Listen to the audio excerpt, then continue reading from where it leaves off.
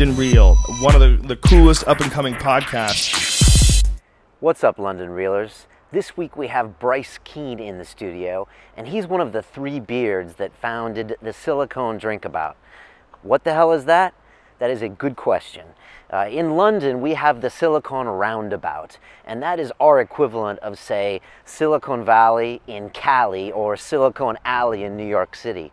And it's here in Shoreditch in East London, which is right where our studios are, and it is the center of basically the tech startup community. We've got Google Campus down the way, tons of startups here, and they run this Silicon Drinkabout, which is a get-together every single week at different companies, pubs, and different places like that for anybody in the community. It's between 100 and 200 people. Drinks are free. You don't need to reserve. It doesn't cost anything. And I've been to two so far, and it's such a cool vibe. There's such cool people. I was telling someone today, it's so strange to be around a bunch of people who love their job. And these people are pumped, they're excited, and it's just really a lot of fun to be around.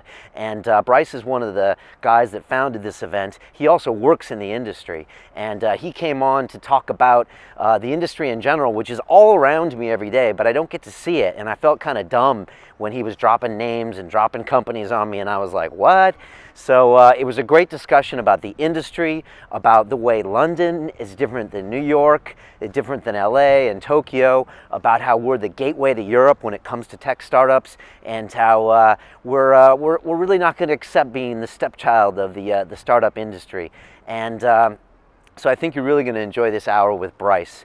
On that note, we have decided to do something here at London Reel, and that is to start our own reel. You know, we've got LA Reel out there, we got Midwest Reel. I think we've got 8 or 9, maybe 10 different reels that started on the back of London Reel, and I'm going to beat you guys to it. We are starting Silicon Reel, and it's going to be about a half hour every week. We are going to feature someone from the tech startup industry. This was the brainchild of one of our former guests, Colin Pyle, the guy that rode his motorcycle across China and got a Guinness Book World Record for it. And I'm going to co-host it with him, and we're going to host someone from this cool tech startup industry every week and beam it out to the community and just see where it goes. It's going to be a lot of fun. It's going to be a lot of work, but we're really excited. Our first guest is Benjamin Southworth, and he's the CEO of Tech City, which is kind of like a government liaison organization that helps promote tech startups here in the Silicon Roundabout area. And he's going to be on. I'm really excited to meet him. He's going to talk about what it was like to go from like a startup to number 10 Downing Street, which is basically the White House here in the UK, and kind of be a government kind of official. And then he's going to be leaving the role in August after his one-year contract is up, and we're going to talk more about that. So I'm pumped for him. I'm pumped for new guests for Silicon Reel. If you have any ideas or suggestions, send them through to me. You know the deal, info@londonreel.tv, and we're going to see what happens here. It should be exciting and lots of fun. So keep an eye out for that, in addition to more London Reels. As you know, our official drink here at London Reel is Bulletproof Coffee. And if you don't know what Bulletproof Coffee is, I don't know where you've been for the last few weeks. It's a mycotoxin-free coffee that I drink every morning with a chunk of grass-fed butter and MCT oil. And I know that probably sounds weird if you haven't heard this before, but I drink it first thing. It makes my brain work really well, and I don't usually eat till afternoon. So it's a kind of a whole lifestyle, not just a drink. And if you want to learn more about that, you can go to bulletproofexec.com. That's Dave Asprey's blog, and you can hear all about his thoughts on nutrition. He's got some other products coming on, like a collagen that you can put in there as a protein source. So very excited to have them sponsor the episode, and check it out and get bulletproofed. As you know, if you want to get that coffee and you're here in Europe or the UK and you don't want to wait for US customs, because man, that can be a pain, then go to Xbrain. The guys at Xbrain sell all of the Bulletproof products and all of the Onnit products from here in the UK, and you can get it with no currency issues, no exchange issues. I love, of course, popping an Alpha Brain with my Bulletproof every morning. Dave actually says that's a good idea, and as you can probably guess, now I do everything Dave says. So get your Alpha Brain there. I also use the Shroom Tech Sport with the cordyceps mushrooms. Helps me with my kettlebell workouts and my Muay Thai boxing stuff that I do with Pete Irving. So check out Xbrain. I appreciate them as our sponsor as well. They keep the lights on, and some good guys to work with. And finally, as you know, you only get a one chance to make a first impression, and on the web, that means it's your website. Since I mentioned Squarespace, which is basically an all-in-one design site where you can start your website, you can register your domain, you can drag and drop images. It's got customer service 24/7. I've had guests now, Melissa Sterry, who was our guest recently from Earth 2 Hub. She just converted her whole website to Squarespace. So tons of people are using it. They love it. There's a free trial. You can go on there and check it out at squarespace.com. If you want to buy something, use the customer code London6. You'll get 10% off. I know Melissa did. We appreciate that. It lets them know that these ads are working. But otherwise, just go check it out. We are migrating LondonReal.tv completely over to Squarespace. I love it. It's, we're going to get off WordPress. We're going to be on HTML5. It customizes it for iPads and iPhones, which, if you want to be realistic, is how a lot of content's being consumed. And you don't want your website looking all nasty and dinky on a mobile phone, because people are going to move on. And I check guests out all the time. I check their website. And if it's weak, then you're not coming on London Real. So check out Squarespace. And that's it for my ads. Thank you for bearing with them. It's part of what we do, man. That's it's just what we do here. So that's it. I'm pumped about Silicon Real. We got a few things happen. We got Immortal Tech dropping next week. This guy's going to drop so much science, you're going to be scared listening to him. I was watching some of the clips, and I'm like, Jesus, such a powerful man with a powerful message. So glad that he came. And more stuff coming up. We got Rosie Sexton in the house, the first British female in the UFC. That's no joke. And then we got Dan Hardy coming later, and a lot of more exciting stuff. So pumped for that, and really excited for this silicone stuff. So now I give you Mr. Bryce Keane, one of the three beards. He's got a beautiful beard, and definitely check out the Silicon Drinkabout if you're here in London. I'll be there pretty much every Friday if you want to come by and say hi. Peace. Okay, let's do this, yeah? Yeah, let's do it. Okay, cool. This is London Real. I am Brian Rose. My guest host today is Mr. Colin Pyle, who you would have seen on the show, what, about a month ago? About that, yeah. Yeah, this guy had a currency brokerage startup in Toronto in '08, I believe. Yeah. You sold that, you hung out for a couple years, and then you decided to ride your bike across China for 60 days with his brother Ryan. 18,000 kilometers later, you get a Guinness Book of World Record. How do you say that, by the way? Just a Guinness Book of World Record. Okay. Yeah, I think so. So that wasn't enough, so you decided to do the same thing in India. Yeah. You filmed the whole thing. Are you still on the Travel Channel, or is that finished? Yeah, well, the run's finished, but they'll redo it. I don't know when. Okay. For the China ride, the India ride won't be out for a little while, anyways. End of this year, maybe. Okay, that's cool. Or you can see it on YouTube as well. Now Colin is can I call you like a startup potential entrepreneur based in London? Sure. Yeah. Okay, look out, London. Yeah. So that's Colin. Our guest today is Mr. Bryce Keane, who is the founder and director of Albion Drive. I am. Yeah. That's a PR and social agency for entrepreneurs and intrapreneurs. You're gonna have to tell me what that means later. I'll run you through it. Yeah. Okay, but you might know him more as one of the three beards, and it's a nice beard. Thank you. I had it trimmed for it just for this. It is a pretty good beard. Yeah. I know, we'll get into that later. These guys run something called the Silicon Drinkabout here in London, which is a free weekly industry get-together, I think, for the startup. Basically the biggest after-work drinks for startups now, I think. What I love about that is the fact that, you don't have to sign up and they don't screen or do all this other stuff. You just show up, right? Yeah. I mean, it's sort of one of three events that we run, and it's definitely the most regular accessible. It's just show up. We just started using social and getting the word out and just doing it every week. And I think the consistency as well. Yeah, though, I love that. I'm just going to get through the rest of it. You also do an event called Digital Sizzle, Yep. which is a larger, I think, single-day event. Yeah, that's quarterly. Okay, quarterly, cool. And then you have something called Don't Pitch Me, Bro. Yes, we do. Such a cool name. I do like that. Where I think it's where entrepreneurs or founders can get up and pitch their company ideas in front of an audience of up to 100 people, and then you get live feedback and suggestions. Close, no pitching. Hence Nope. the name. So we ask for specifically just for live product demos, and it can be MVP, so minimum viable product, and you have to come armed with some developmental challenges you're facing, and then we give them 7.5 minutes to run us through the product, tell us what you're struggling with,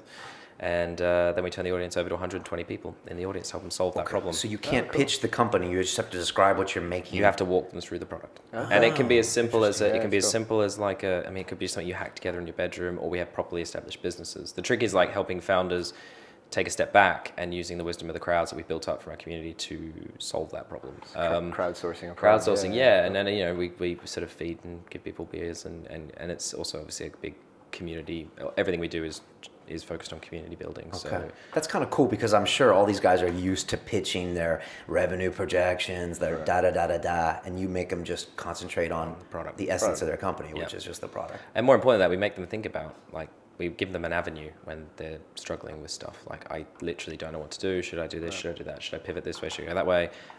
Do you think I should aim at this market, that market? Actually, come in, do your demo, and we'll let the people tell you. Like, let people. And I will say this, though, we have with all of our Beards events, but this one in particular, a very militant house rule, which is only constructive criticism. Okay. There's enough slagging off in tech as it is. We work really hard to make sure everything we do is quite like focused on helping people rather than kind of tearing them down. So we are very militant about the fact that, like, share your knowledge, share your wisdom, but do it in a way that's like constructive. Like, and people I actually thought we would have more of a problem with that, but we didn't. Everybody just loves it. I mean, you probably start off with a positive vibe and then it just stays that way. Yeah, basically. And the thing is, we can open it up, right? We have PR and marketing people, we have lawyers, we have finance people. We don't have investors generally, just because then the entrepreneurs would probably, they would automatically revert to pitch mode, which we don't want, and they'd be less likely to talk about the problems, which is actually the point of the event. Is like solve problems. Yeah, so we keep it kind of like everyone else. So everyone else on the journey of a product from MVP right through to scalable.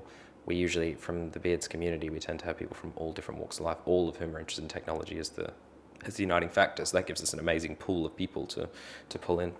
Very cool. All right, awesome. Well, first of all, welcome to London Real. I think we've already started talking to you. I wanted to, first of all, apologize because our studio is located basically in Silicon Roundabout. It is. We've been doing this for almost 2 years, and I'm kind of embarrassed. We've never had anyone really from the industry whatsoever on the show. What's wrong with me? I mean, a lot of our guests, like Tim Ferriss and Daniel Pink, they go here to the Google campus, and they love the fact that we're here because it's convenient. But we've never actually dove into it, so I apologize.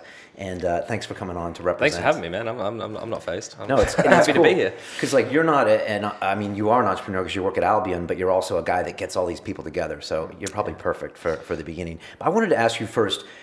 For someone who doesn't live in London, who's somewhere around the world, maybe they're in Silicon Valley or Silicon Alley in New York, what's going on in the London tech startup industry in general? What's the feel? What would people be surprised to know? I bet they'd be surprised that there's someone doing what you guys do, which is build this community, because I'm guessing it doesn't exist in other cities. Yeah, I think we've been very lucky, I think, in that sense, in that there's a little bit of right place, right time, and a lot of hard work. And I think in the 2 years we've been doing this now, we've watched an amazing community grow around, not just our events. Obviously, as you do it more and more, you're connected in and you go to other events, and there's been a huge boom in the numbers of what I would call sort of a next generation of entrepreneurs. Because you have to remember, London obviously had the first .com boom, 99, 2000, which was a much more concentrated group, but there was silly money flying around, and there was the crash. So London's been kind of rebuilding as well, same as sort of Europe. I mean, Europe's had, particularly recently, a couple of shaky periods. So, what were some of the startups in 99, 2000 in Britain? I don't remember. I actually went back from Britain to the U.S. to do a startup myself, so I kind of missed the scene here. But I don't remember names. But was it big? So it was, and I should know more of these. I know sort of there were some of the ones like Michael Acton Smith from Mind Candy.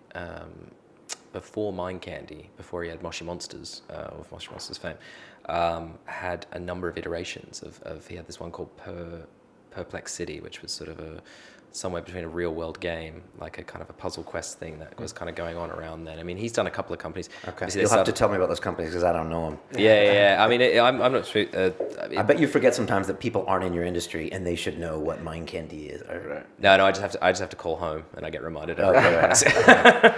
You almost like 99, 2000. It's almost like it's so long ago now, right? Yeah. The internet and tech businesses have changed so much. Absolutely, massively. Yeah. But also, I guess the thing that fuels that, of course, is always, and then there are a number of factors to this, but I mean, obviously, after the first .com boom, there was a massive crunch in capital. And so, people weren't investing and the money went through a really tight period, venture in particular. Now, there's there is a phenomenal access to capital in London. particularly early stage, not just venture, angels, seed funding, crowdfunding's taking off with people like Seeders, obviously, and those sorts of things. And it's interesting. With work actually in January, I did a startup tour across Central and Eastern Europe. So we did 10 countries in 10 days. With an accelerator called Wyra, which is owned by Telefonica, the giant Wyra? Wyra, W-A-Y-R-A. We did. What did we do? We did Berlin, Vienna, Bratislava, Zagreb, London, Prague. Tallinn, Ljubljana, Warsaw, and Bucharest. And it was every night different event. And I must say, we met some amazing people, but one of the things really hit home was actually just how much opportunity we have in London now. If you want to start a business, from a financing perspective, from community, from finance, from facility, things like campus. The Google campus around the corner, as you mentioned, that was the first ever in the world. Google had never done anything like that. A completely open source building which had one Google staff member in an office at the top. The rest was all companies and startups. Right? That was completely. That was the UK government lobbying Google. That was the Tech City Investment Organisation's work doing that to bring that to London. They've since expanded that concept to Tel Aviv, so they now have Google Campus in Tel Aviv. So to prove that the concept works, there's just so many sort of things that are kind of coming together. We've always been quite optimistic in what we do, and I remain that way just because I think it's really, particularly here, there is a sort of a kind of a mentality to kind of be a little bit down and be a bit like, looking at the valley and looking at everywhere else, and like we don't have any, when we're big IPOs, where are the billion-dollar companies? We're 30 years behind Silicon Valley, and actually 30 years, 30 years behind. If you think, and also think about this one. So Silicon Valley, for a start, is not a place. It's a marketing concept in the same way Tech City is. It's a peace of mind, right? Geographically, if you take the area that comprises of Silicon Valley and you whack it over London from King's Cross, you would almost certainly encompass Cambridge, Oxford, probably parts of Southampton.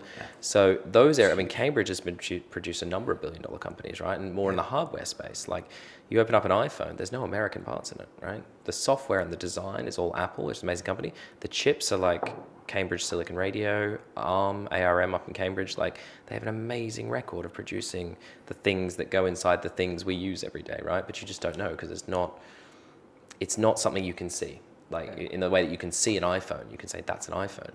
But actually, if you open it up, like what's inside an iPhone that makes it work? A lot of that stuff's come out of Cambridge. So what was your point about Silicon Valley? That it's a concept more. It's than a concept. So I think it's the point that people always want to look and say that we're not. There's a little bit of a mentality of being a bit sort of negative about the whole thing. I think, and I think. I see a lot. You see it played out. The stepsister. Yeah, we're not there. Why aren't we there? And all this sort of down. And we kind of, as part of Three Beards, we go completely opposite of that. We're like, in 2 years, we've seen more things happen in the city. And if you take a step out and look across Europe, there's tons of European entrepreneurs who are desperate to kind of move here. Because let's be honest, London is the finance capital of Europe for a start. So first of all, you've got two things. You've got Europe's finance capital. So you've got the banks, the city, next to the tech capital. So those two things. English speaking too. Exactly. And the visa issue is huge too, right? Like, a pretty fluid labor market with Europe. With Europe, not with the US so much. No. So why Silicon though? Like, why if it's different, if it's better, or if it's this Silicon name, it's kind of like. In reference to Drinkabout, okay, so I should explain that. So do you want to tell, because that's kind of part of the story of where we came from, which is that what are the Three Beards? What's with the beards? And then take us there to where the Drinkabout is. Yeah, cool. So people often ask us, aren't you worried that you are never allowed to shave?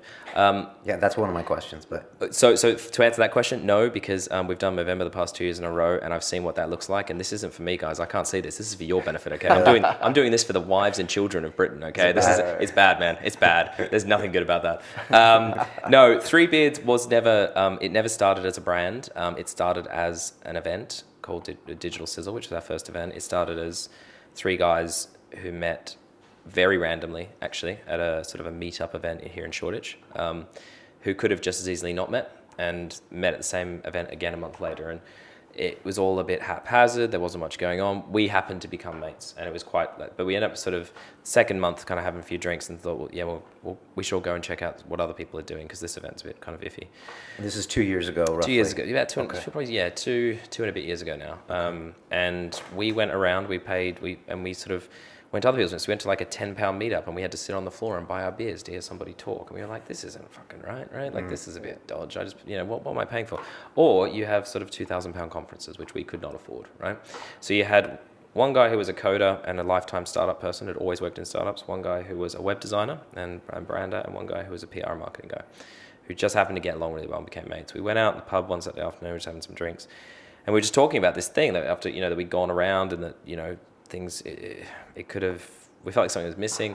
And literally Ben, so it was me, Ben and Mike at that time, and Ben was like, well, why don't we just run our own event? And then we were like, there's a lot of events, that'd be a bit weird, wouldn't it? Like, it'd be a bit crowded, no one will show up. And he was like, fuck it, like, let's just run an event and see if anyone comes. Had you guys ever been in the event industry? Never. That's what's awesome about it. So we thought, we were like, okay, admittedly this was a couple of pints in, but we were kind of like, okay, so the next part of the conversation was... Everything sounds good. Yeah, right? Like, so we're like, okay, if we're going to run an event, how do you make an event? Like, what's missing from the events we've been to, right? So we were like, okay, what's missing from tech events? And the first thing that came up was food. You never get fed at a tech event, right?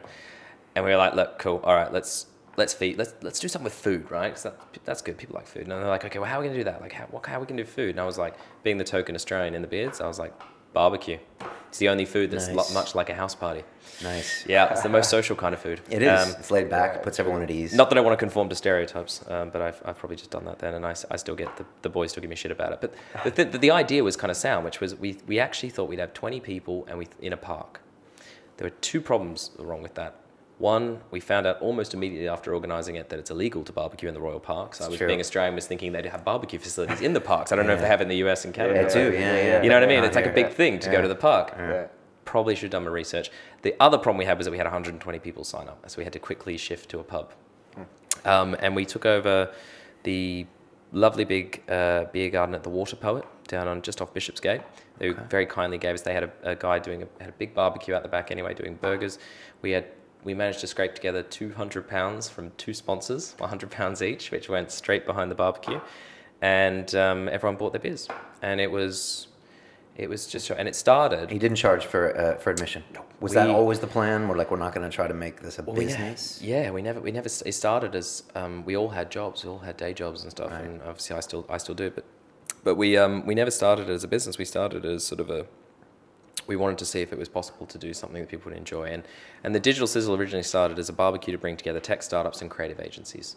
So we found everything was quite siloed. We thought we should try that. As time's gone on, it's evolved into a much bigger content piece that's predominantly tech focused, but we still do get a lot of agencies coming along. Because obviously agencies all go to agency events. Yeah. So at the time, I was at another agency, and one of my clients was Albion. And of course, they've been hardcore tech startups. Like for 10 years, they built the biggest startup brands. They did all the sonic identity for Skype, eBay, Innocent, Betfair, Wonga. These guys are they live and breathe it, right? I was like, well, this is weird. I'm trying to get my head around what's going on in startup, but there's not really anything that fits where creative people who do this sort of stuff, who are interested in startups, can get together. So that's kind of where all the kind of ethos came from, and it was kind of all kind of loosely based, but it just evolved from there. And then one of the people who came to the very first Digital Sizzle was a lovely young man named Michael Acton Smith, who is, of course, the founder of Mind Candy, of Moshi Monsters fame. What's a Moshi Monster? So it's... Did you know what that is? I don't know. Do you know what this is? Someone had to ask. Well, it's gone from being a sort of an interactive children's online game, learning environment, where you adopt a monster and you create your own monster. And this thing is kind of an epic sort of educational game. It's now very much... Yeah, I mean, this thing has evolved. Been around for a while? It's basically it's an entertainment brand. Okay, so these guys have now got. Okay, they've had, so if you step away from the desktop core product, they've had a #1 album on the iTunes chart for kids. They've had top ranking Game Boy video, like the video games, PS2 games. They've got a whole select of video games. I don't know if they've got stuff for TV. They've got their own magazine. It's just an empire of licensing and merchandising, and it's worldwide. I don't even know. I mean, since I've been living here, they launched in Australia. They had kids lining up to meet. Because the thing is, Acton is actually in the game as Mr. Moshi. Okay. So there's a character called Mr. Moshi, and actually it's Michael. So they've launched like pop-up stores at Westfield and had lines and lines out the door of kids. I mean, So he started this company up via Albion like 5 years ago? No. He's separate. He's just one of the first big and probably still one of the most prominent London entrepreneurs for obvious reasons, and probably one of the highest valued companies now. They're just over on Bonhill Street. They've just moved. Probably the coolest offices, I think, in London by far. Are they gonna do a Silicon Drinkabout or? We've already done one there. 300 people. We did their launch party to open up their new office, because they used to be in the T building upstairs from Albion. Okay. And they moved to Bonhill Street. They have a slide in their office which you can I've heard only about this, yeah, you can only board from inside the gingerbread house. There's like ball pits. There's like grass everywhere. There's like sounds logical. It's basically like, I guess if you're gonna have an office where odds are that there'll be various competition winners and kids coming in and having events and things, you want to make it look and feel like the brand, but also Acton's very clever at, he wants to hire the best people, so he wants to have the best environment and the best sort of best culture, I think, to do that, and fair play to him. He's built it's an amazing office, amazing space, and they're growing. I mean, they're hiring at the moment. Is he still heavily involved in that business? Oh yeah. Yeah, so that's kind of a little bit different in London too. Often guys get to a certain point and they sell out to somewhere in the US. Yeah, he's not. Yeah, he's definitely not. I mean, that's one of the ones that where he's stuck around and really helping out the community. Basically, yeah. Sure, yeah. And the IPO rumors continually swirl around him, but he's in control. And that's actually his second business. His first business was a website called Firebox.com, which is still around. It's still very big. It's a online gadgets and gifts and all sorts of crazy things. Fantastic. If you want a really funny one, go to their like most extreme expensive gifts, and they source like air powered jet skis and like all sorts of stuff. I mean, Firebox is amazing, and he started that with his university roommate Tom Boardman, who is still the CTO at Firebox today, who are also in the T building. Okay. And these offices make a difference as far as like how much value you can get out of your employees. Like I was reading an article about the Google New York, and they were talking about how it's set up and like how much productivity they get out of their employees just by having a really nice work environment.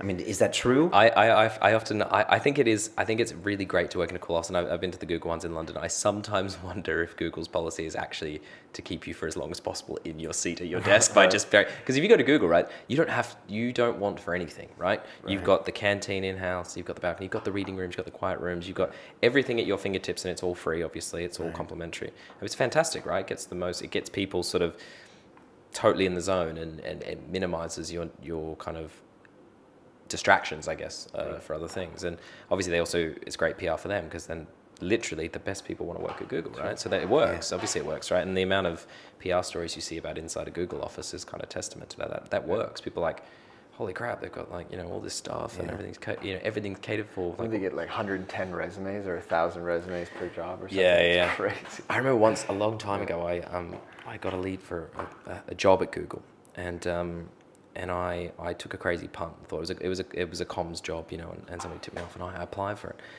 And I had a call with the HR woman, and she asked me what my grade point average was, and I was like, I'm Australian. We don't, and I'm living in the UK. I don't know if they do that here, but like I've been out of school for a while, but I'm pretty sure we don't do GPA. I think that's it's a total Ivy League thing, and they can afford to be that way, right? Right. Like, What, to be that selective, or is it? Yeah, just fair dues to them. They can be, but then I found, I think also with Google, they have a great referral hiring policy. So they always say that everyone who works at Google is often a friend of someone that works at Google. Do they give them like 10% of their hiring salary, or just perks or something? Some companies do that. Yeah, if you like referral cash. fees, Yeah, big time. Okay. Hiring bonuses are really common, but I think Google's are particularly good. Okay. So I'm sorry, we were back to you created this event. So so Michael Acton Smith came along, and at just around the same time, he started Silicon Drinkabout. Okay. So Silicon Drinkabout, he launched that with, I think the first one they had Dennis Crowley from Foursquare, they had Richard Moros from Moo, they had Rachel Bremer, who's Twitter comms woman. It started as, 10, 15 people in a pub, and it was, Friday night after work drinks for startups. And he kicked that off. So we started going to that again as punters, just to go along and sort of meet people, because it was sort of the new thing.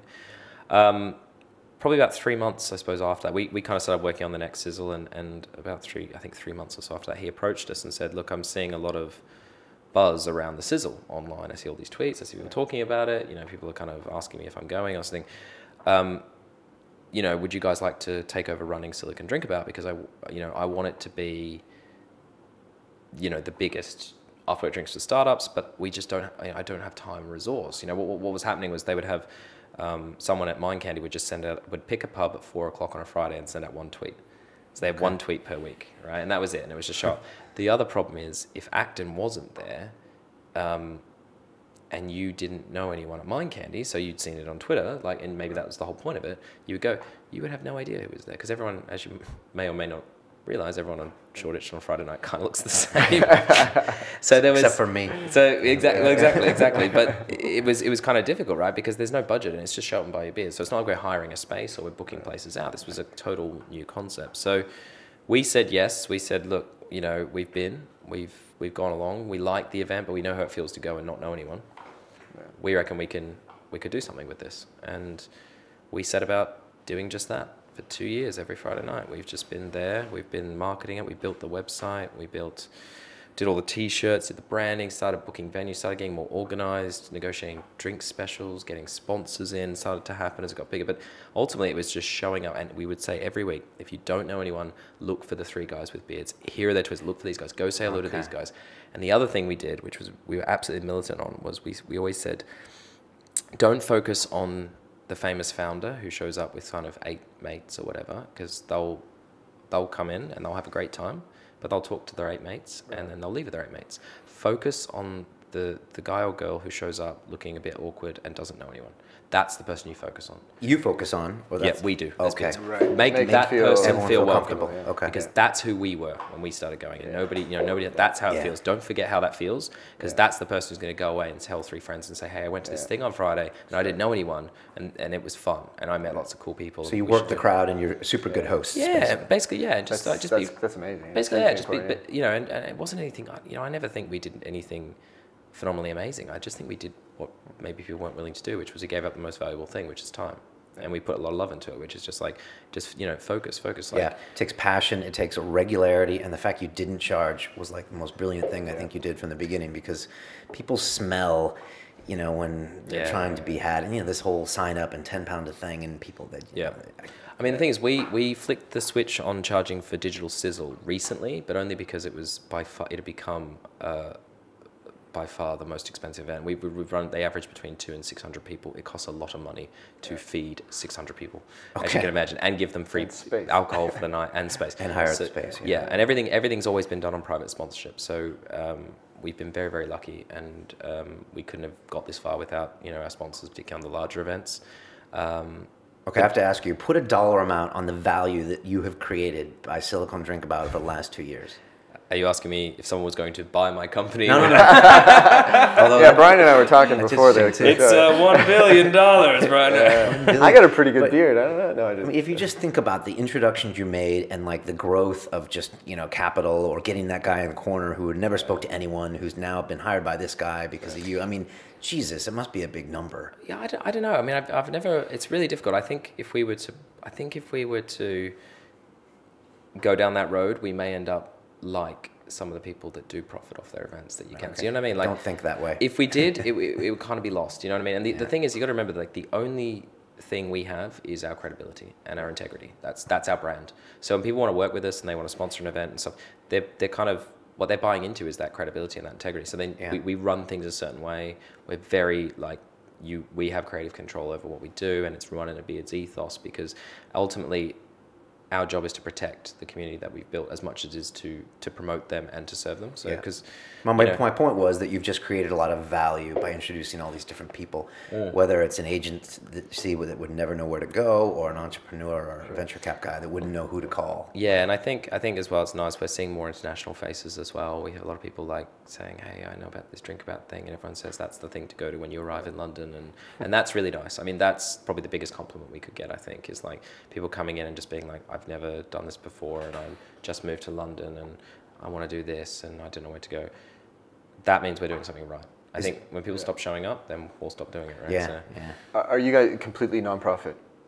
We are. So not anymore. Okay. So You gotta maintain the beard. So that we got to maintain the beards. Yeah. Well, actually, funnily enough, so the reason we flicked the switch as well on Sizzle is because Joe and Mike, my other two bearded colleagues, have just at the beginning of this year gone full time. So yeah, so what happened was originally it was myself, Mike, and Benjamin Southworth. So Mike's the web designer, Ben's the startup guy. So he's grew up in Cambridge, worked in startups there, went to Boulder, Colorado, worked in startups there, came back to London. Brilliant guy. One of our Sizzles was a Q&A with the CEO of the government's Tech City Investment Organisation after their 1 year of being in existence. So we started before this whole Tech City thing was around. And we had this thing where it was like, look, the government's getting a lot of flack in the press. They've released this annual report. It's a bit fluffy. And then we have a community that isn't really sure what they're doing. So we reckon the truth's usually somewhere in the middle. So why don't we just bring our community in, bang, bring in the CEO of Tech City, answer live Q&A. We'll do the barbecue, we'll do all the fun stuff, but you will get up on stage and we will give people a chance to ask you what you can do, how you can help, etc. Explain what you've done. Ben did the emceeing at that event. So he did a lot, and that was a very good one because we thought, again, Google Campus in the auditorium has about 120 takeout sponsors. You got about 100 tickets. We did an application. It was free, but we did an application ticket. We had 750 applications for tickets, and we were like, shit, that was when we knew we thought it was something that was interesting and the community might like. And I think at that point we're like, okay, they really did need That this. was a year ago. That was a year ago. Okay. And Ben was poached by this agency, is that right? Not an agency, he was poached by Number 10. Number 10 Okay. Downing Street sent a couple of people down. A little sly one in the back corner there. And the next week he gets an email being like, hello, Ben, we were wondering if you'd like to come into a meeting at Number 10 Downing Street. At MI6 in the basement. Ben's response was, amazing, I'll get the beards, yeah, we'll all come down. 2 minutes later, email comes back, no, just you, Benjamin. And he's like, come along. That's it, boys, it's over. They've got me. They found me. Whatever it is I did sometime in the past life, the government's finally caught up with me. I'm done for.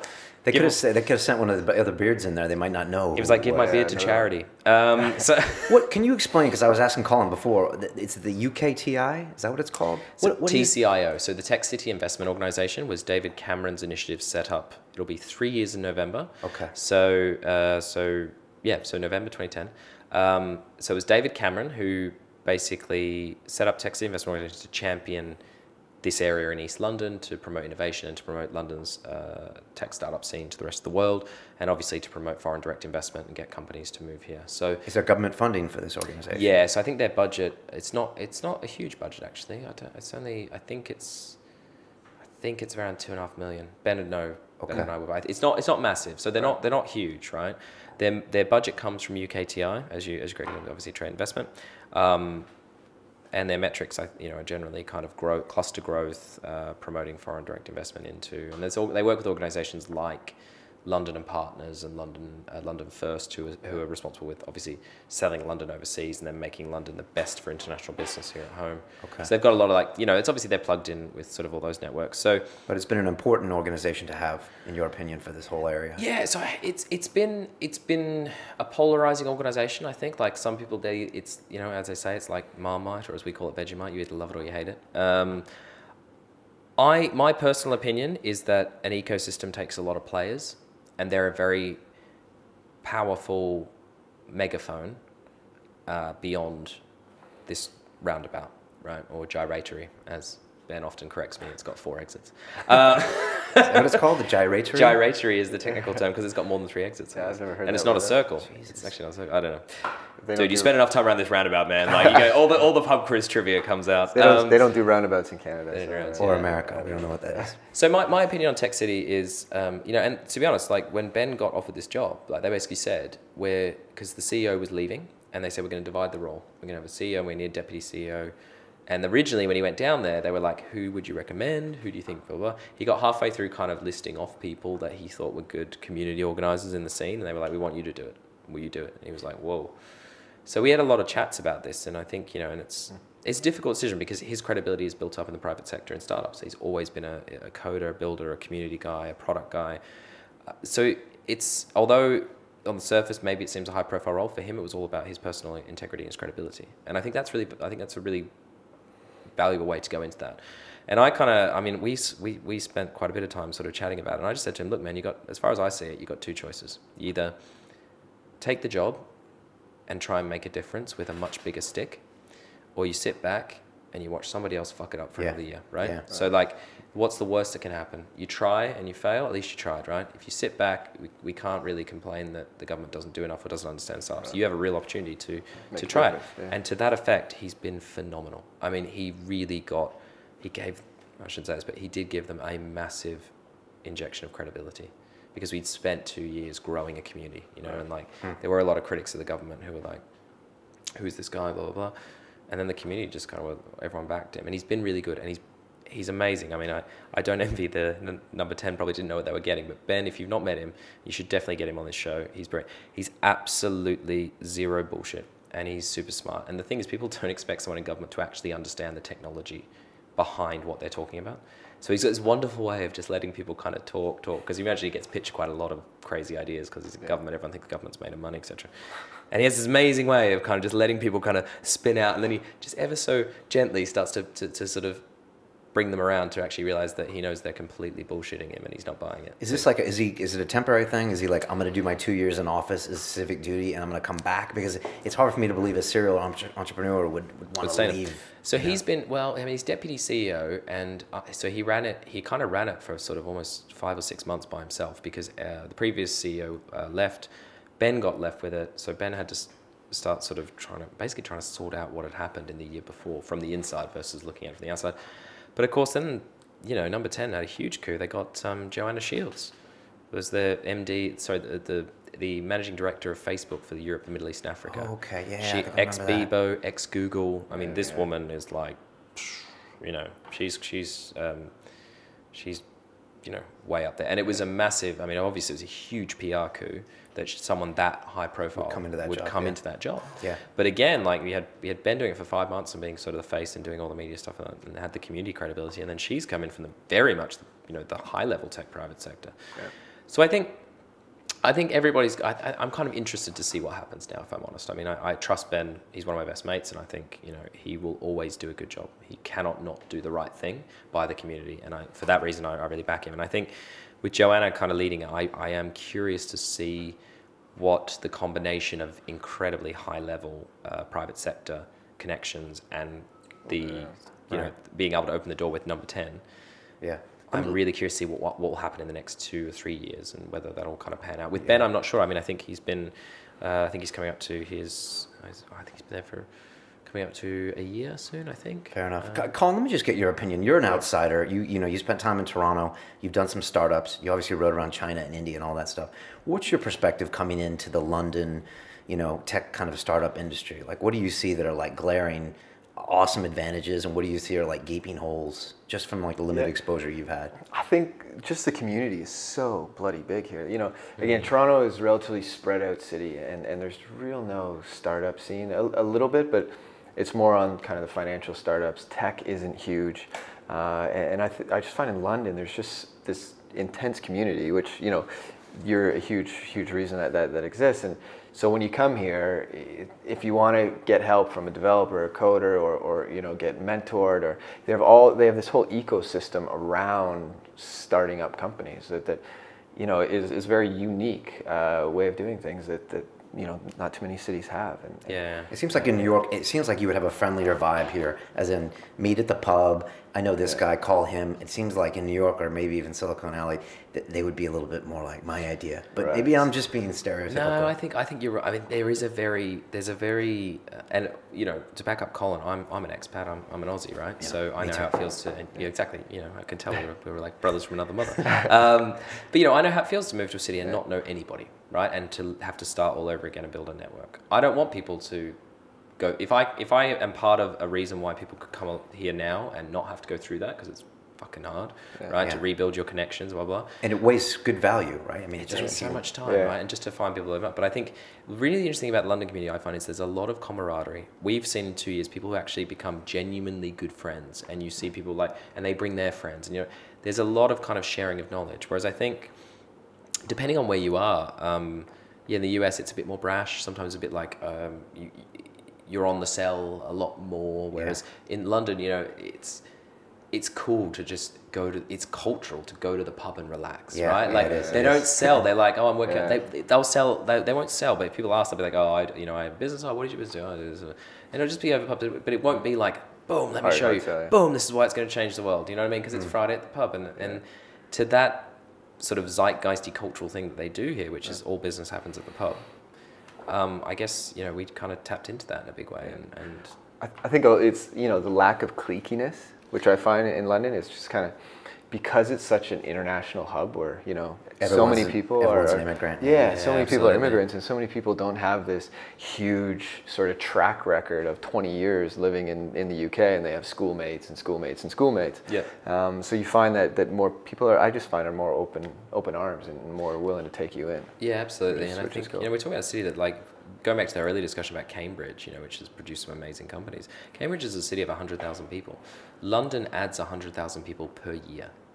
Right. So you think about that, and you're like, if you keep banging that drum and like being like, this look at these amazing things that happen against tech capital, it's naturally going to attract more and more people. But rather than being sort of from other industries, they'll start to become sort of tech startups. And I think you're right. I think you get this kind of crazy mix of international entrepreneurs, and that's when really kind of exciting stuff happens, right? Cool. So how many years before it's, say, on par, and I know this is a horrible generalization, to, Silicon Valley?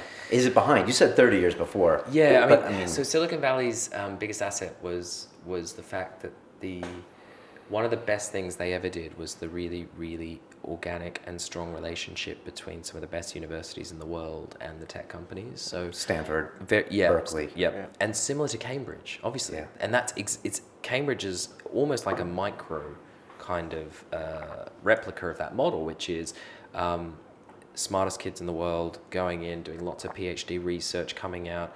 There's already business networks in place to take in the ideas. There's companies who are willing to fund things because they've also gotten big. So Silicon Valley, I mean, it definitely has that. I think where London, I think, comes into its own is that I think it's all of those kind of side things. So the multiculturalism, the international city, the proximity to Europe, you're in New York in 6 hours. If you need to be in the US, you're in Europe. Whereas if you're in the Valley, you're sort of 12, 13 hours from everywhere else. And yeah, I mean, I don't know if we ever need to be on par with Silicon Valley. I think Silicon Valley will continue to do what it's always done, which is, it very, very smartly and very well has fostered amazing companies. But I think what we'll see is emerging as a sort of a separate entity, which is as soon as the problem with the US business as well is that they always focus on the US market. Now, this is where it gets interesting. So what US hasn't traditionally done well is scale outside of their own borders. They basically especially Europe. They don't understand Europe. They always screw that up. Black box. And what we've seen now, thanks to 3 German brothers called the Samwa brothers over in Berlin, who, if you haven't heard of them, run a company called Rocket Internet, which is notorious because they have had more exits of companies by effectively copycatting famous US startups. But their genius is rapid execution. Absolutely rapid scale execution, particularly not just in Europe, but in emerging markets. And then effectively, the US company turns around and goes, oh, you've got like tons more market share, we'll just buy you. Now, a lot of people don't like the Samwas because they feel like that's just showing that Europe has no imagination, that it's copycatting. Yes, on one hand, I agree with that. On the other hand, I think they've played the internet itself.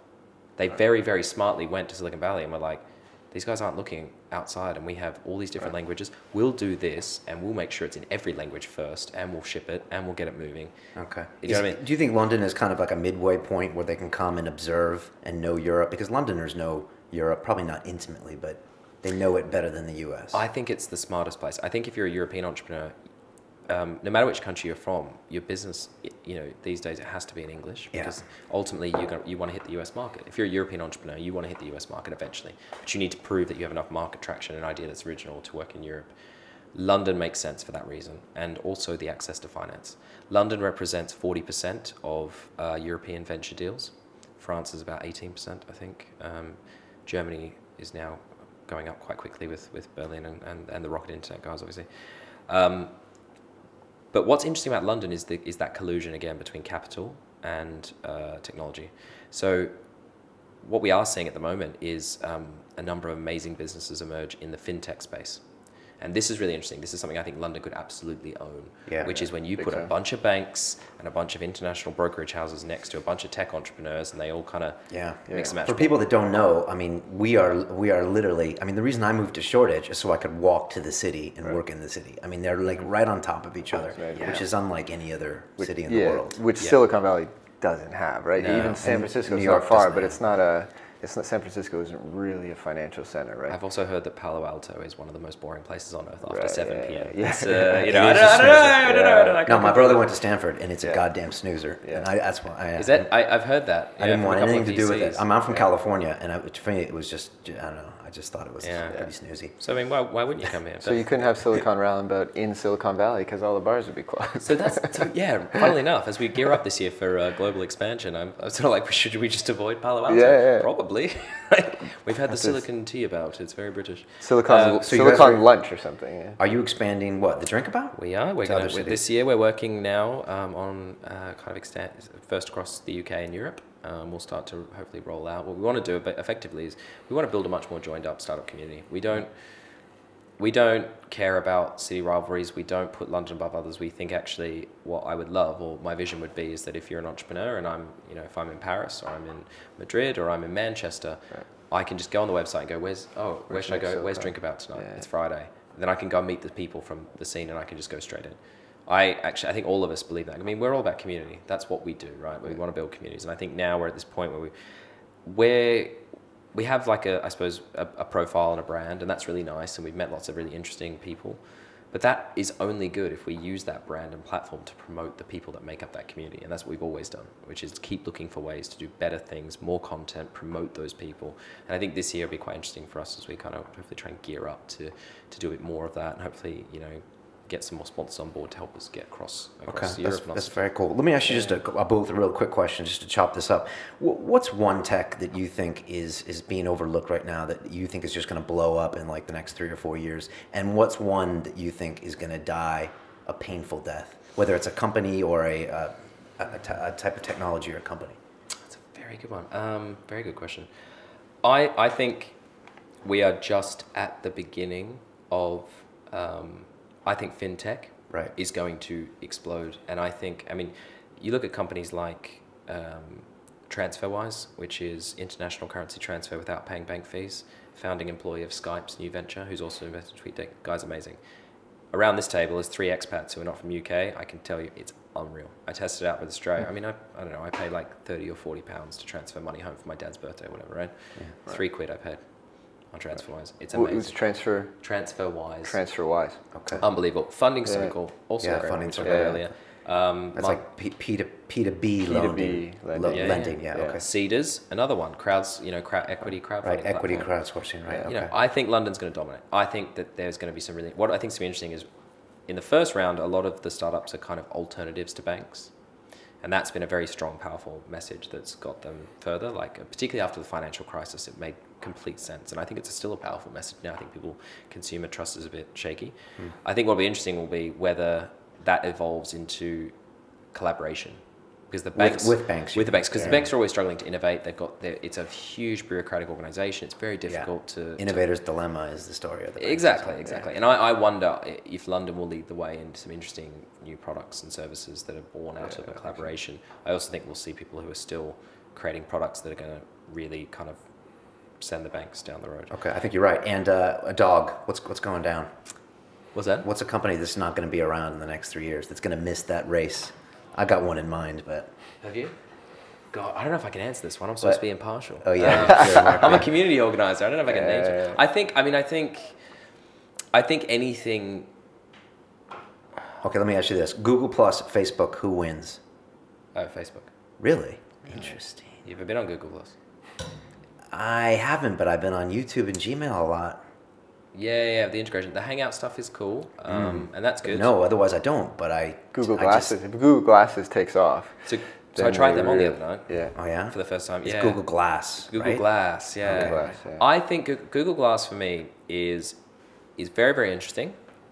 I think like everything, it's not the one, it's just the start Yeah, of it's something. early, It's the early start of more and more seamless wearable technology. And to that effect, Google, like no other, is in a position to completely capitalize on that, right? 'Cause what happens when we start getting, it's not going to be long before we have Google Glass app stores, right? So like when people start, the next thing is to develop an app for Glass, which is like, it's kind of, it actually sits just above your right eye. So you kind of look straight. And can I see your eye if I'm looking at you? Yes. You can see my eye. So you can see your my eye. So it's sort of just about there. So it's like a frame of a glass. Yeah. So I kind of have to move my eye up. That must be the most annoying thing to talk to someone who's wearing them. I only had it on for like 5 minutes. I was sort of we had Robert Scoble. We got invited to an event with Robert Scoble, the famous tech evangelist from Rackspace, because everyone was in town for the web. I'm on a huge learning curve today. He's dropped so many names I don't know. This is great. Well, Robert Scoble, you should definitely. He is the world's probably foremost tech evangelist, I guess is the term that he uses.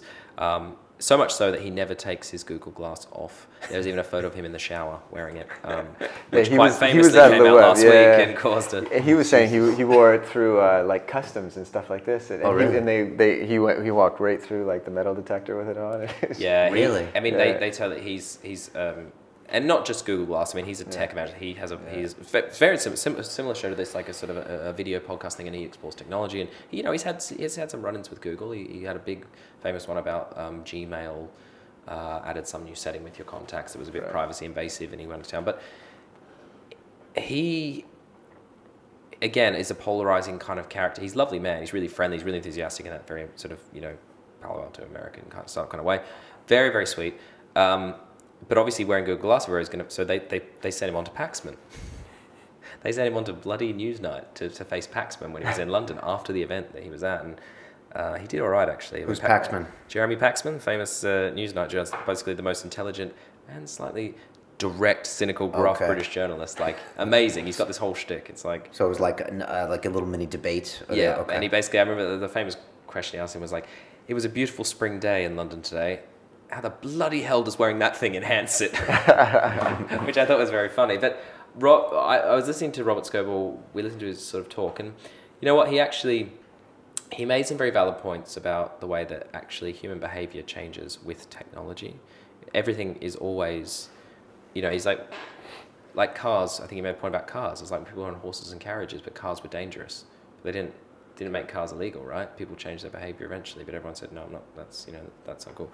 And he's got tons of examples of the way that's worked. The point that he makes, though, is that the acceleration process and the change in human behavior in the last 10 years has gotten much quicker. Much, much quicker. I mean, he was talking not so long ago, people saying that the home PC would never catch on, and a computer was something that took up the size of this room, right? Yeah. So it's just that the speed of iteration is much, much quicker. And with the touchscreen phone, basically, we've just touchscreen phone, yeah. Goodbye the old Nokia hands. I mean, Nokia is a good example, and they're kind of reinventing themselves now, but they were huge once, right? And on that same note, what's one up and one down for you? Yeah, I tend to agree with fintech. I think there's huge opportunities there, and I think it's the right time in terms of sort of PR globally as well. Yeah. I think sort of these P2P lending, P2B stuff. I think if it's done right and if it's done, the transparency is incredible that these guys have, and I think it's phenomenal to give the average person that kind of access to that kind of information. So I think fintech is good. I think one that's not so good. I think this whole sort of a gadget for the sake of a gadget stuff that people aren't necessarily innovating right now. They're just sort of changing already stuff that's been innovated. And I think the gadgets for the sake of gadgets is going to be tricky. And example, like, it's just like this constant app race. People are making apps for apps, and they're I think a lot of sharing, so the sharing community stuff is great, and I think a lot of it is going to do well. But I think now that sharing a drill and all this sort of stuff, is it really going to work? Sharing a car, I think phenomenal. Sharing your flat, amazing, right? Sharing a dinner with a couple neighbors, also good. But if I share my watch for the day, it's kind of like, where does this stuff end? And I just think people are kind of creating.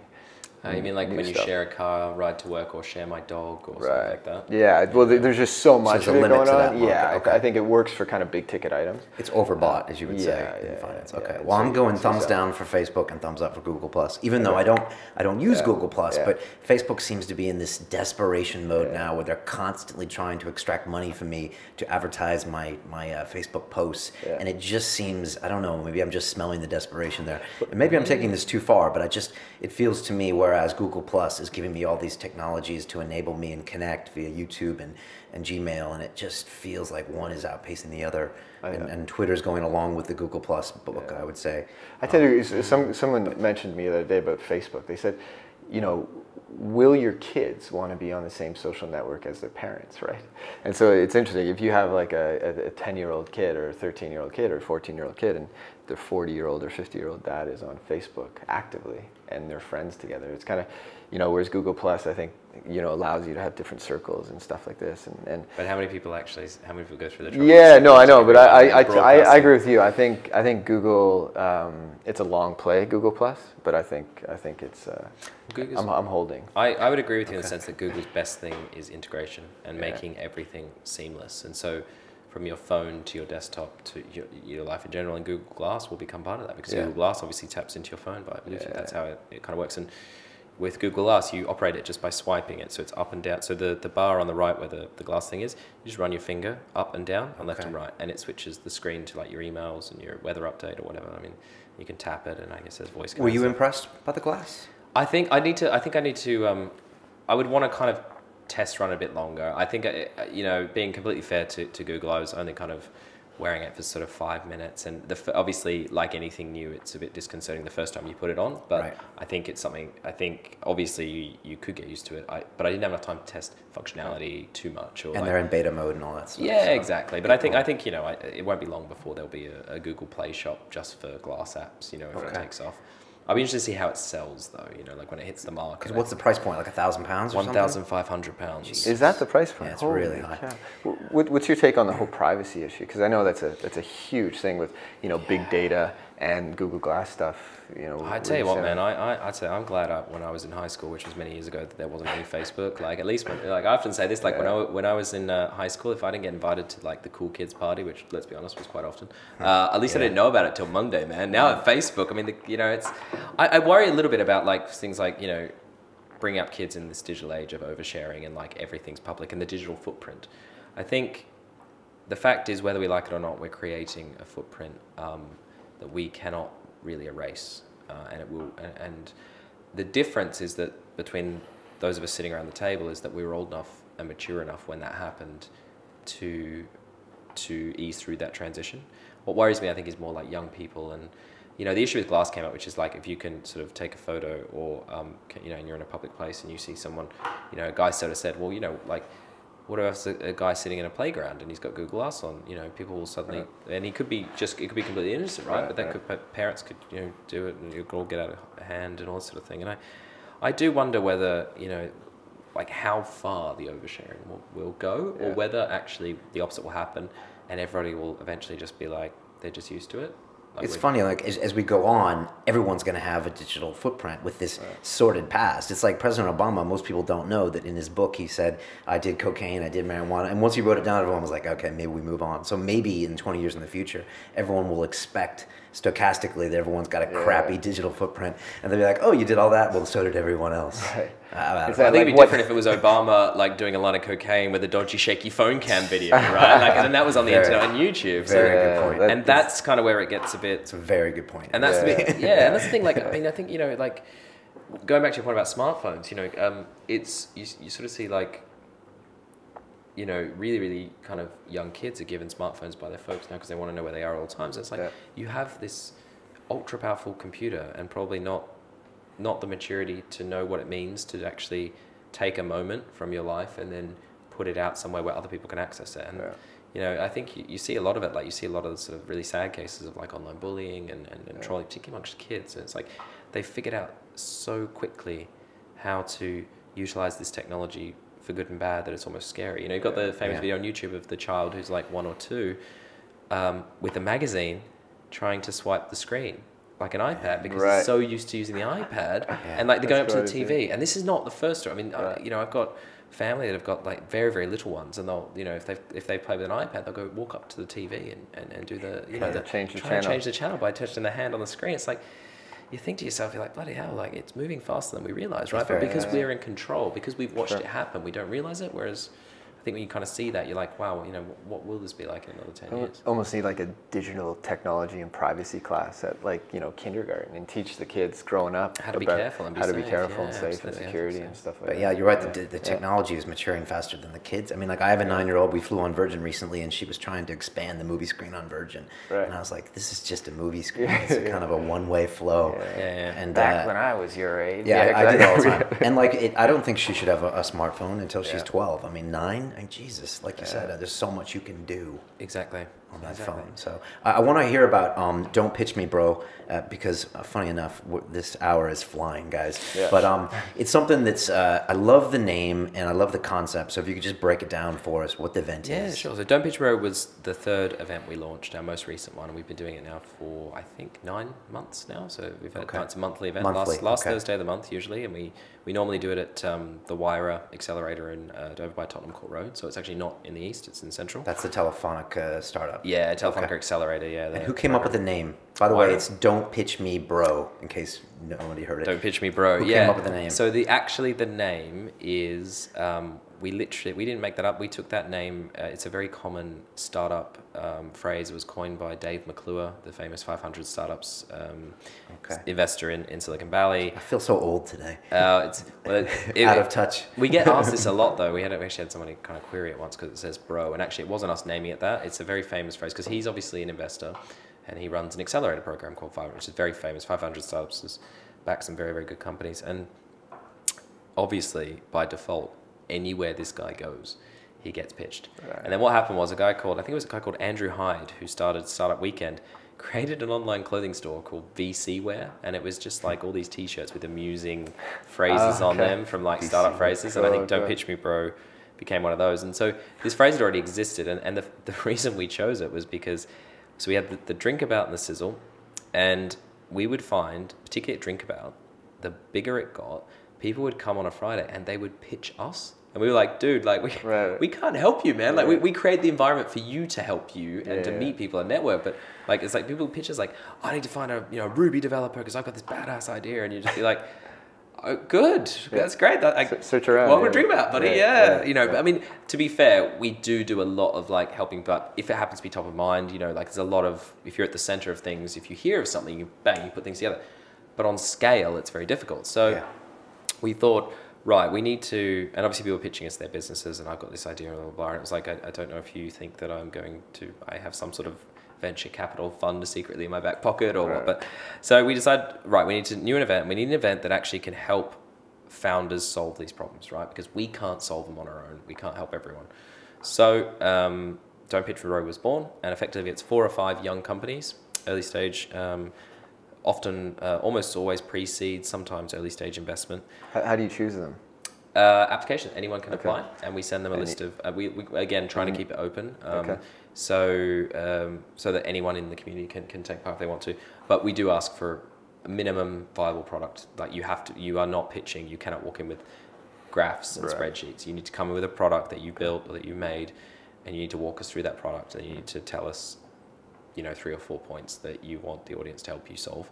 And there's 7.5 minutes to do the demo and to ask for help, and then 7.5 minutes with 120 people in the room.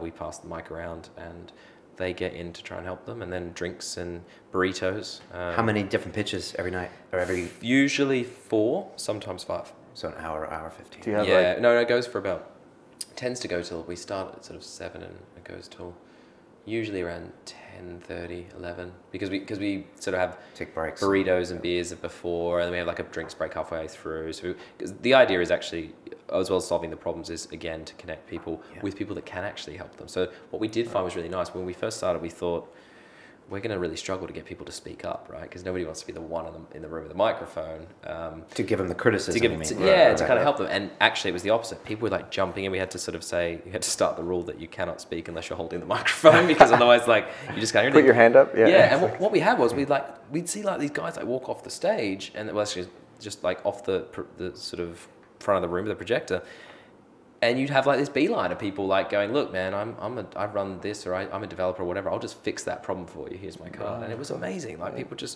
they loved it. And I think it's kind of, again, just, we work really hard to always with our events to set a specific kind of ethos and a specific kind of attitude. And that has become, I guess, part of our brand and why people like to go, I think, to the events.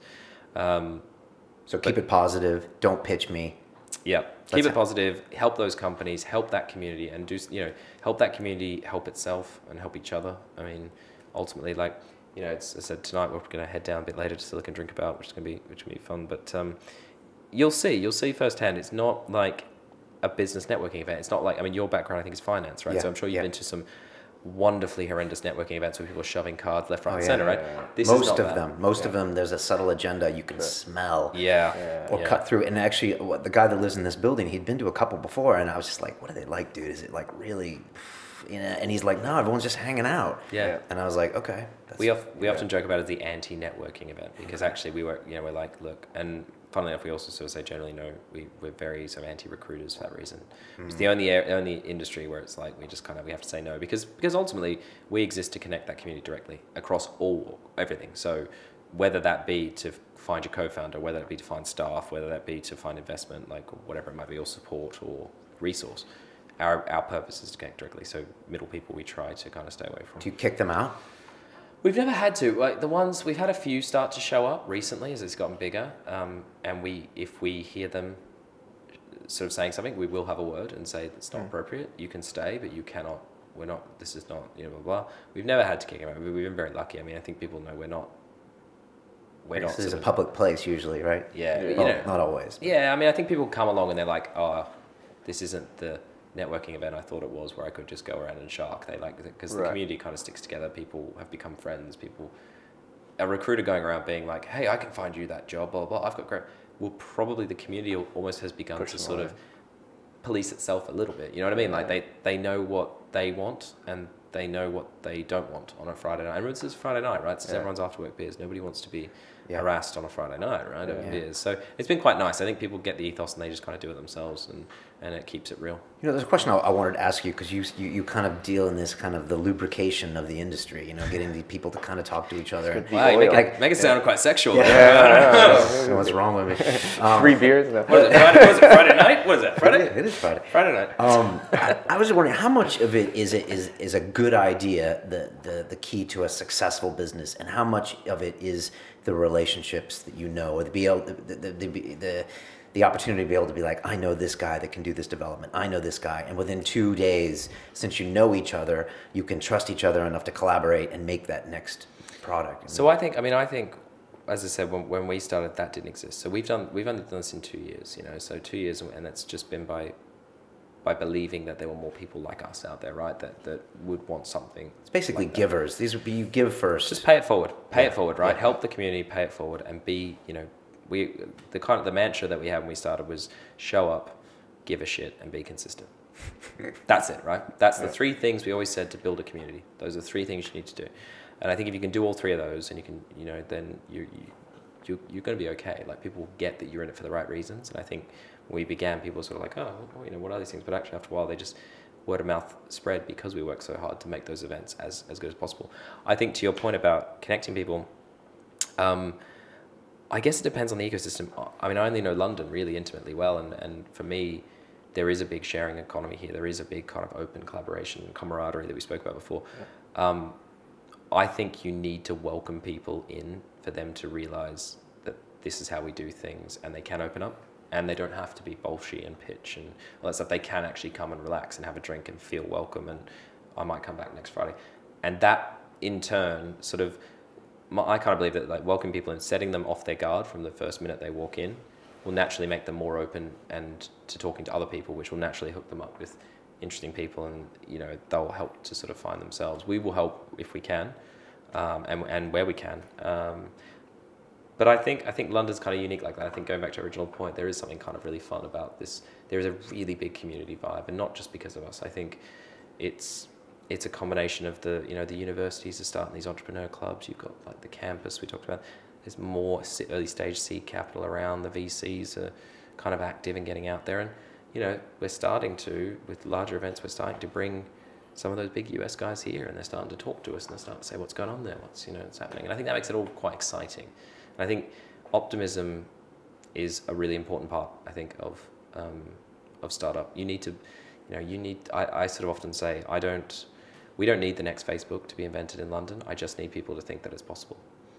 Okay, that's strong. It's interesting because we're all immigrants, and we all know that like England has this mentality of why bother? Like people get a lot of that. That's maybe that's an English thing. I don't know, but and so people harp on that a lot when they come on the show. This kind of why bother? But it's funny. You've noticed something about England and the English spirit of this pub mentality of let's just relax. Right. That actually fosters this great kind of community that you couldn't find. I've lived in New York. I've lived in California, and you know the Americans are a little intense when it comes to that sometimes. And yeah, exactly. Yeah. so in a way, this that's one of the real positive aspects of British culture. I think so, and I think also with the Brits, the other thing is, you know, as soon as they've got something to be proud of, they go for it. Do you know what I mean? Like it's as soon as there is a real world example. I mean, I often use the Olympics example, right? Okay. Everybody left town, 4 years of like horrendous complaining, and I was like, Team GB's winning, guys. Everyone came back. It was the greatest Olympics we've ever had. And I think that's kind of a funny microcosm because there was everyone was just dreading it and how are we going to do it, and it was the tube's going to be a disaster and all this sort of stuff. Yeah. And then it happened, and it was great. Yeah. And Team GB smashed it. And as an Aussie, I'm saying that. And I was super stoked that they did so well because I remember I went to Sydney Olympics as well. And I remember that feeling very, very well. And they deserved it, right? They put so much money and effort. But they also showed what's possible. I mean, they pulled in resource from all over the world to make that happen. And they smashed it. Yeah, it was a proud moment for me to be British. Exactly, right? And that's the thing. And I think startup's the same. Britain has some fucking great businesses to be proud of, and increasingly so. And the problem is that you're talking about a market where 9 out of 10 businesses fail.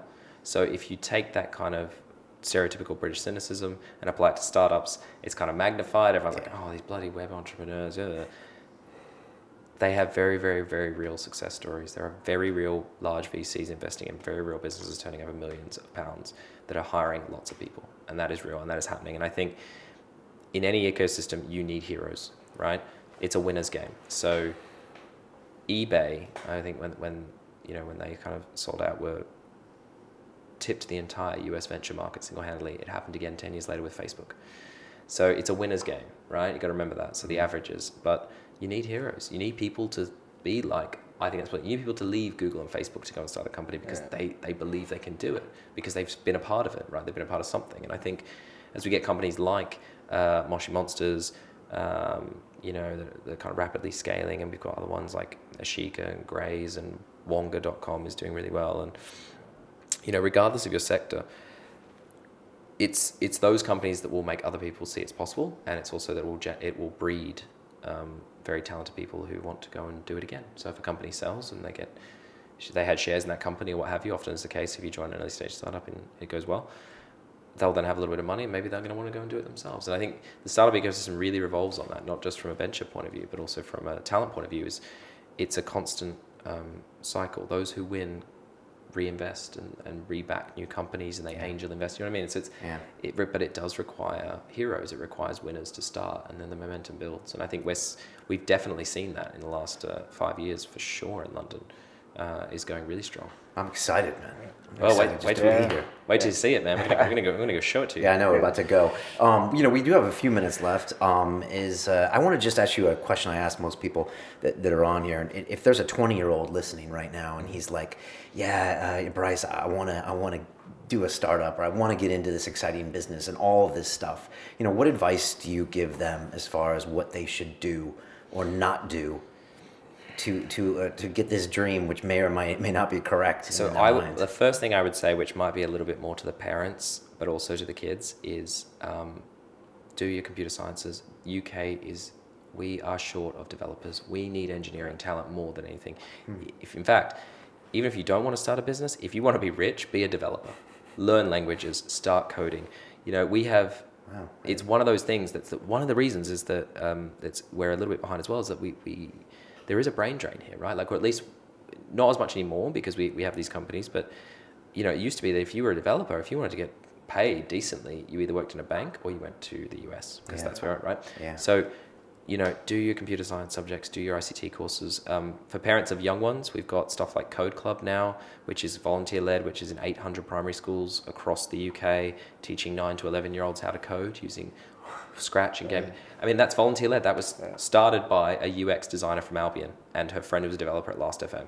And particularly because they were like, nobody's teaching kids how to code. Is that more important than a second language, in your opinion? It is a second language. So it is the second It language. is the universal second language. If you can code, you can work anywhere. Strong statement, but true. Yeah.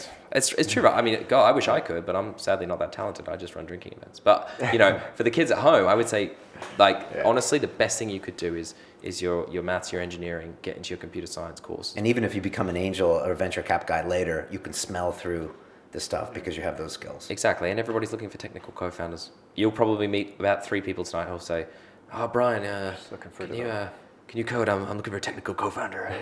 Like a powerful tech guy that they can pitch with their business. But you know, I'm looking for one.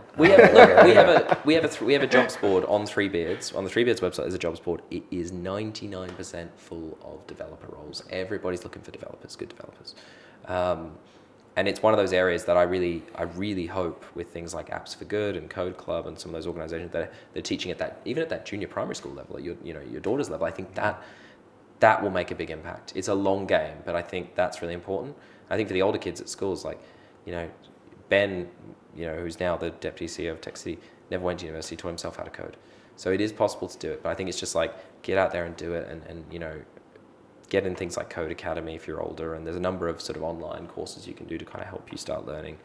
But I would say definitely, if you can learn to code and you enjoy it and you can, you know, have fun with it, you'll be fine. I did not expect that answer. Did you? No, it's a good answer though. It's a great answer. Yeah. I would have just thought it's great advice too. Yeah. something else. Yeah. And from your perspective, what's another thing that they should be looking for? I mean, should they be starting their own lemonade stand to get an idea? Because entrepreneurship culture isn't as big here or in Europe as it is in the States, right or wrong? Yeah, I think I often attribute that to a little bit of, I call that the new world mentality, which is like growing up as an Australian. I would never let anybody tell me what I couldn't do because we had no attached sense of class or history. Yeah. That's really, I believe that does play a part, that there is no ingrained class system and structure. And if you grew up in the States, you grew up with the American dream. You grow up to believe you can do whatever you want.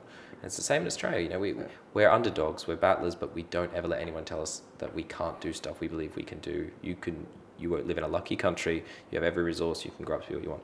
It's really important. I think that mentality, that's why this entrepreneurial scene or this buzz around East London is seen as something so unique. Whereas I kind of feel like for a lot of us, like from other cultures, it's just part of life. It's just that we're applying it to technology. Yeah. Whereas here, it's unusual to be so like driven and up to, you know what I mean? Like really kind of going for it, you know, really passionate and going for it.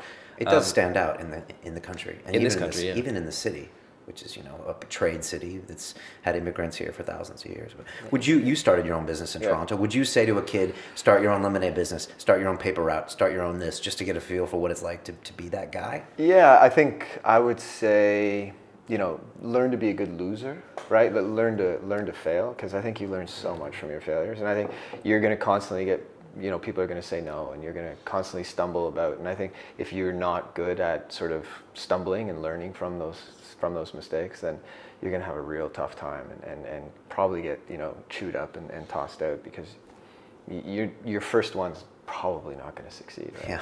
Yeah. Look at any entrepreneur; he's just littered with failures and bankrupt companies. But again, that's something they struggle to deal with. The fail fast mentality is very difficult to deal with here. It's very much seen as, it's very stigmatized. Whereas, in the US, it's like exactly fail fast is part of the process. It's part of your trial by fire, if you want to call it. Like, it's not, again, going back to that figure, 9 out of 10 fail. You know, remember that, but don't let it get you down. Right. And mediocrity for a startup is the worst thing, right? The last thing you want to do is kind of just, you know, bumble about and not really do anything for 2-3 years, right? You want to see, you know, fly or die. They take chances. Ball of fire type stuff. You've got to be right. You're either going down a ball of flames or you hit the heights. It's got to be one or the other. No, that's very good perspective. We're about to go to my first Silicon Drinkabout. I'm very excited. Is it mine too? Is it your first? Yeah. Okay. Awesome. It took Bryce being a guest to get me there. What's wrong with me? I think it's a good follow-on. I think you can, you know. No, it's perfect. I should get you. Well, you can definitely introduce you to more people if you want to get more tech people on the show. I can absolutely help you. Cool. Would love some suggestions going forward, because it seems silly that we're in the middle of this with this happening all around me, that we don't have someone here every month at least represent some sector of this thing. Yeah, for sure, man.